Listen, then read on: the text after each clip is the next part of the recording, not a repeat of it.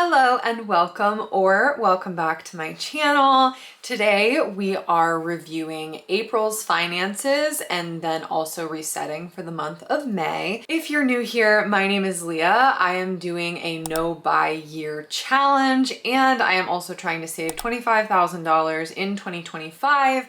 As someone who makes a very average salary in the US of about $50,000 per year, plus I do make a little bit of extra money from various side hustles, but nothing crazy. So $25,000 for me is a pretty huge goal. So we will get into how I spent my money this month, what my income was, and how my savings tracking and all of that is going. So let's get into it. Starting off with income, this was a really great month for me. I had really random income sources, honestly, this month, but definitely not complaining.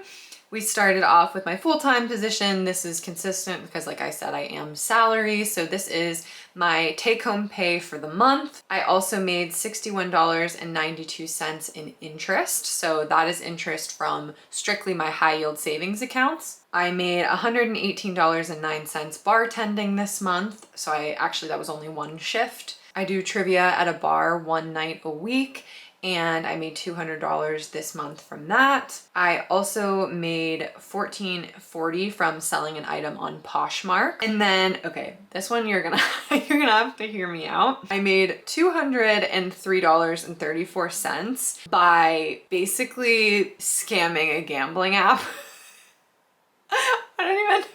Okay, I want to be so crystal clear. I do not recommend this, but there was an app that was giving this like crazy deal where basically you put in like $5 and you couldn't lose your $5 or whatever. And so I ended up, through a series of fortunate events, I ended up turning that into like over $200. Now again, want to be crystal clear. I was just doing this like for fun, like not a big deal. I generally do not promote gambling. I almost never gamble. It is like not something that I do. To each their own. If you have enough money to like just be doing that, that's fine. But not for me most of the time. This was like a crazy one-off thing, and I ended up making $200. So it is what it is. Don't judge me. I also made $818. I actually don't even want to say made. I was refunded $818 because it is tax season and I got my federal refund back. And so that was $818. I also, this is probably the most exciting thing this month. I cannot believe it, but it is the first time I actually got a paycheck from either YouTube or TikTok. And you will see here, I made $204.69 from YouTube, and then I made $13.48 from TikTok. So, hey, we're starting small, but like, honestly, that doesn't even feel small to me. Like, I made over $200 by making my fun little silly videos and being able to talk to people and like build this sense of community and talk about things that I'm passionate about and like basically just have friends on the internet. And I was able to make over $200 some. Like, that is crazy to me. So thank you so much to any of you who are subscribed to this channel or watch any of my content. I appreciate you so much, and the fact that I can make money doing this and also hopefully help you, entertain you, whatever it is that I do in your life, I am thrilled to do that. So thank you. And if you're not subscribed, I would love very much if you would hit subscribe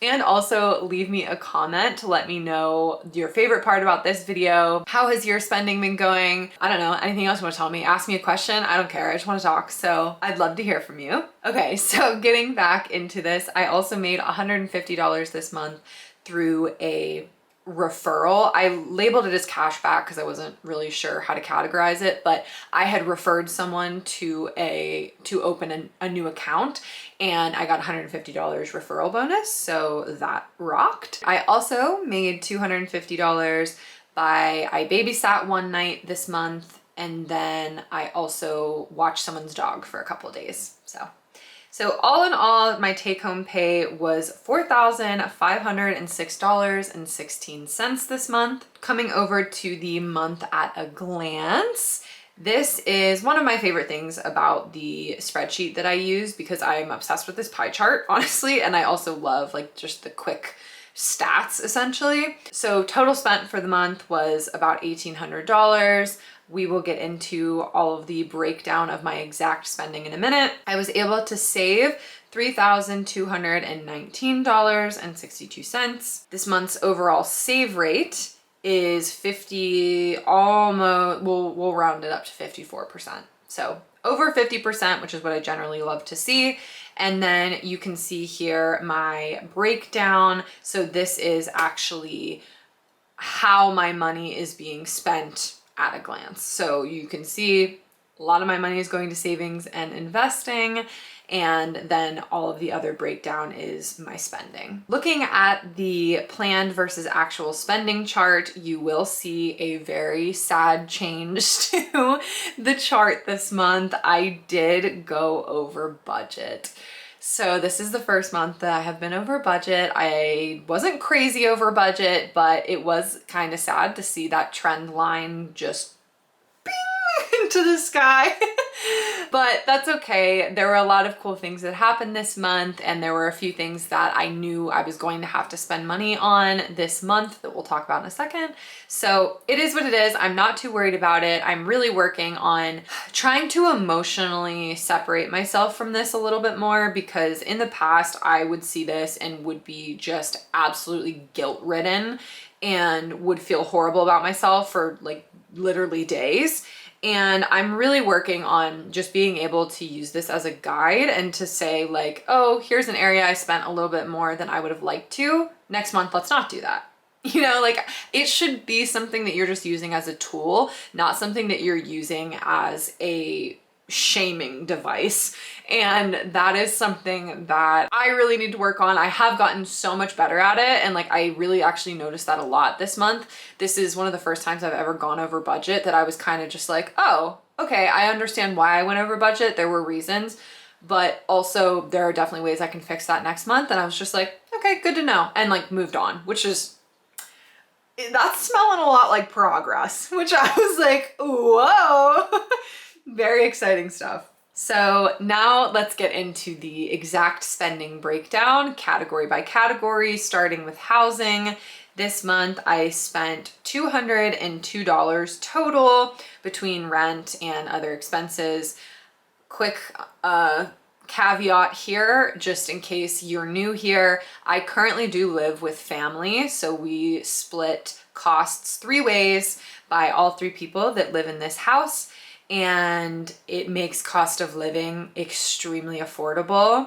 I will say, I think that this is probably our last month in this living situation. It's just probably not going to work out anymore for us to be here, which is totally fine.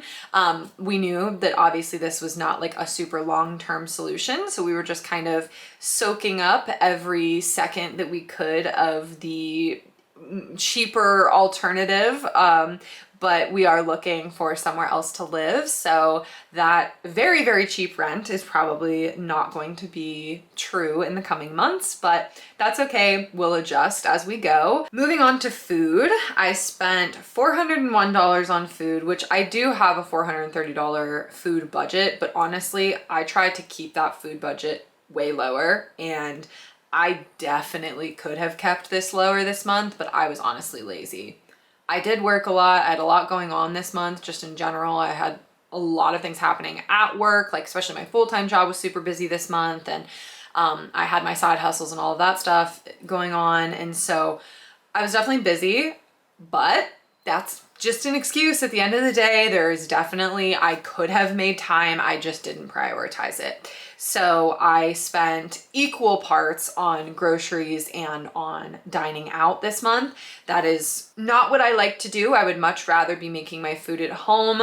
I have a bunch of food sensitivities, and so it's really hard for me to dine out and feel really good, because there's usually some form of contaminant of food that just doesn't super agree with me. And so I do much, much better when I can make my own food. I feel better. It is cheaper.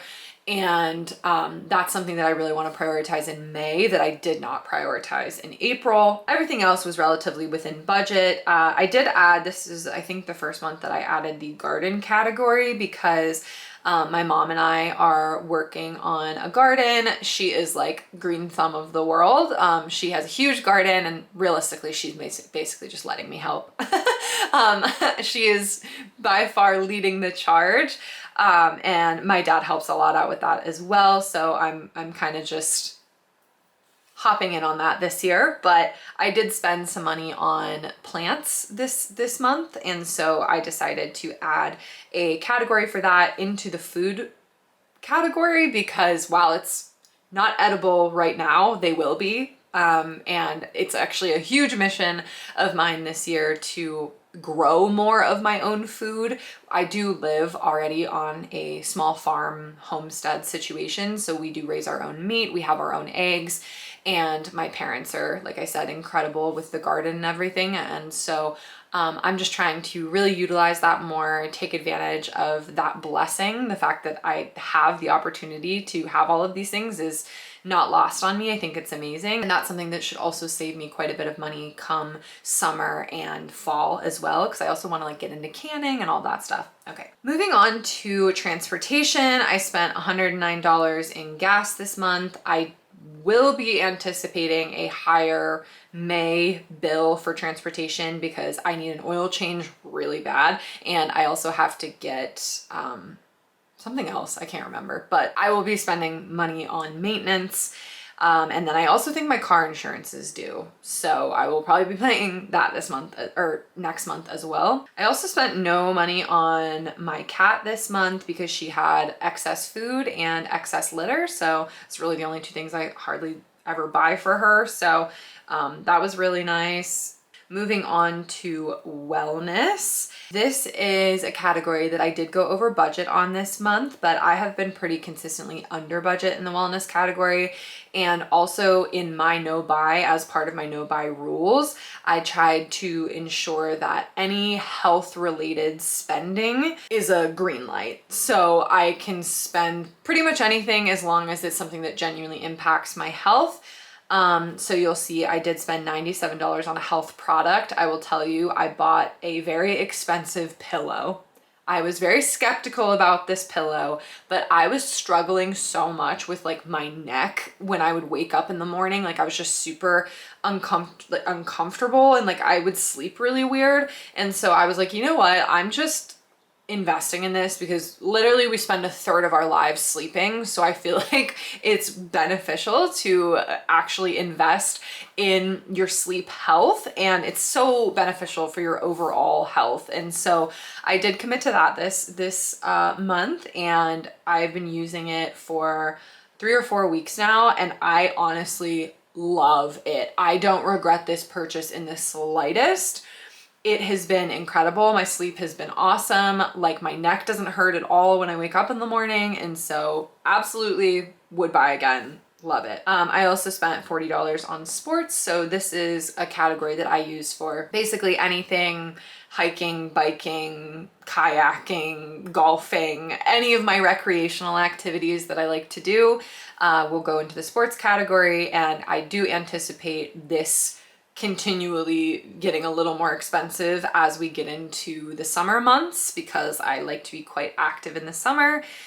And so that is what it is. I'm really not mad about that at all. The donations and giving category. So this month I actually went to a charity event, and so I ended up spending $60 at that. And then I also spent $50 on gifts for friends and family this month.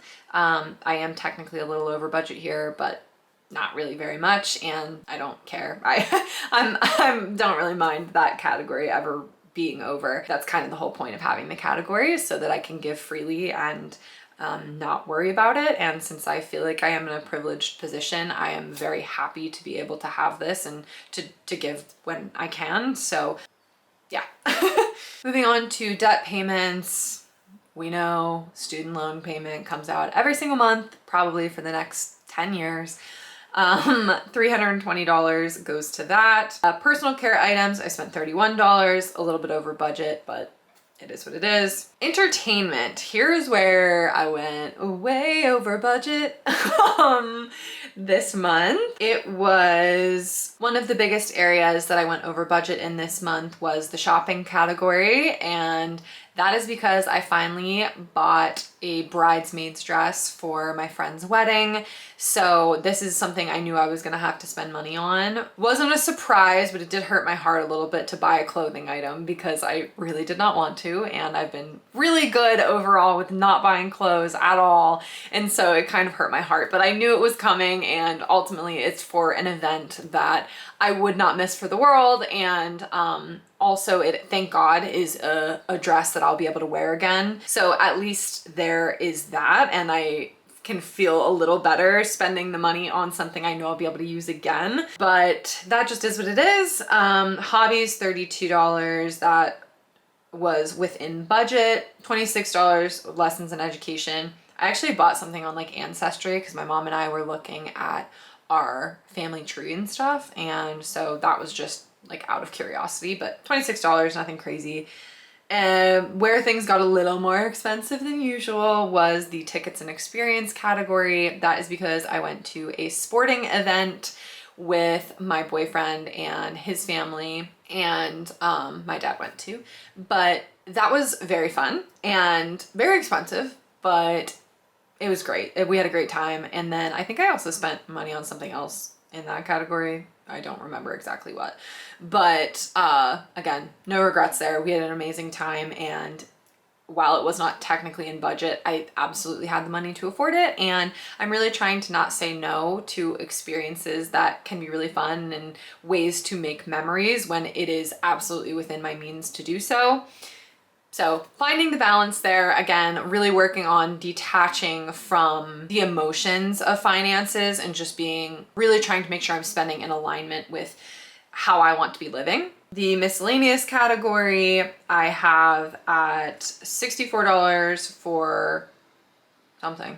I honestly don't remember what that is at all, but also $63 for taxes. So while I did get a huge federal refund back, I did owe the state taxes. So I had to pay them separately, but then got a huge federal refund. I don't know. I hate taxes. They're all dumb. But that ended up being an extra $127 total. So that puts me at $1,800 for the month, which, like I said, is a little over budget, but nothing I'm too worried about. Going down to savings and investing this month, I was able to stay super consistent. I will say I am starting to prioritize a little bit more, putting a little extra money in my high yield savings account right now because I don't know what's happening with our housing. And I don't know if we're gonna buy something. I don't know if we're gonna rent something. I don't know how long we'll be renting. If something comes up, I'm trying to like be prepared. So I wanna make sure I have a very healthy emergency fund and potential for a down payment or who knows. So I have been allocating a little more money to my high yield savings than I was originally anticipating. I was kind of planning on just putting a lot of things in investments this year, but things change and we adjust. So, but in total, I was able to save $2,871, which brings my savings and investing goal to $11,450, almost $455. And so I am tracking very, very well towards my $25,000 goal, but I definitely need to stay on it, stay consistent. Okay, well, per usual, that was extremely long and extremely detailed, and I'm not sure many of you probably got through to this, but if you did, I would certainly like to thank you. I really do love doing these. It's been so fun tracking, especially in this no buy year, and just seeing like how I'm changing throughout this process as well has been really quite interesting. So thank you again so much for watching. I look forward to seeing you guys in the next one.